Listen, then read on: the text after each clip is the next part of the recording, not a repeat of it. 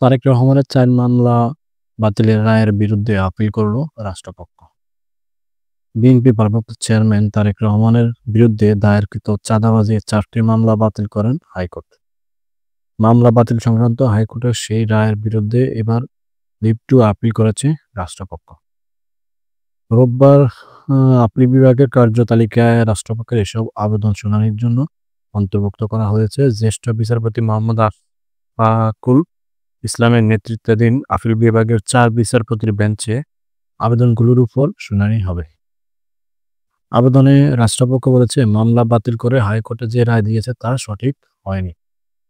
এর আগে গত 23 অক্টোবর তারেক রহমানের বিরুদ্ধে দায়েরকৃত 4টি মামলা বাতিল করে রায় দিয়েছিল বিচারপতি এ.কে.এম. আসাদুজ্জামান ও বিচারপতি সৈয়দ এনায়েত হোসেন দ্বৈত হাইকোর্ট বেঞ্চ।